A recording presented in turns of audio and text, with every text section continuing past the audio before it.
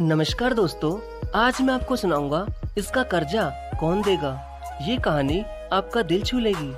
बहुत पुराने समय की बात है। एक गांव में एक भले आदमी गंगाराम का देहांत हो गया था।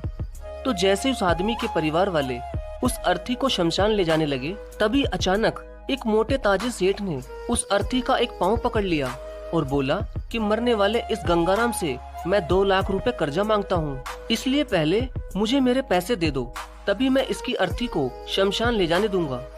अब तमाम लोग तमाशा देख रहे थे।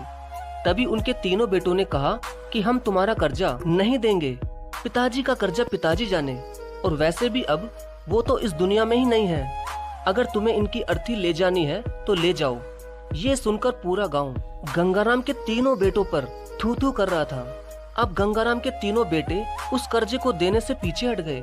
तभी गंगाराम के भाइयों ने भी कह दिया कि जब बेटे कर्जा नहीं दे सकते तो हम क्यों किसी का कर्जा भरें।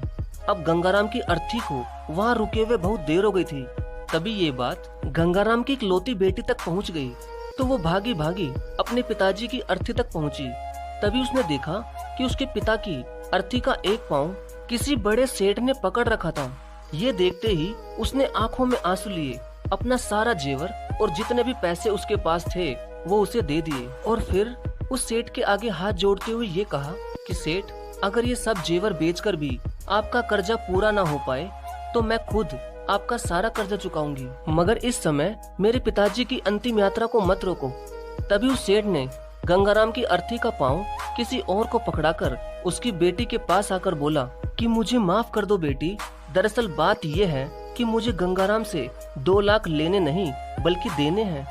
गंगाराम ने 3 साल पहले मेरी कुछ मजबूरी पड़ने पर अपनी एक जमीन बेचकर मुझे ये 2 लाख रुपए दिए थे, और वो तो इतना भला आदमी था कि मुझसे 1 रुपया भी ब्याज नहीं लिया। और आज जब मैं गंगाराम के रुपए लौटाने आया हूँ तो मुझे खबर मिली कि उनका तो देहांत हो गया। इसलिए मैं बड़ी सोच में पड़ गया था कि अब ये रुपए मैं किसको दूं। इसलिए मैंने ये खेल खेला ताकि गंगाराम जी के ये 2 लाख रुपए घर के एक ऐसे सदस्य के पास जाएं जो वाकई में उनको प्यार और उनकी इज्जत करता हो। और बेटी, आज तुमने ये साबित कर दिया कि अपने माँ बाप को एक बेटे से बहुत ज्यादा एक बेटी ही प्यार करती है। इसलिए ये 2 लाख रुपए मैं तुम्हें सौंपता हूँ। काश तुम जैसी बेटी हर घर में हो जो अपने पिता की इतनी इज्जत करती है। ये सब देखकर गंगाराम के बेटे और भाई का सिर शर्म से नीचे झुक गया। वाकई में दोस्तों, ये बात तो एकदम सच है कि एक माता पिता को बेटे से ज्यादा बेटी ही प्यार और उनकी इज्जत करती है। इसलिए दोस्तों, बेटी पढ़ाओ और बेटी बचाओ। धन्यवाद। डाउनलोड मौज।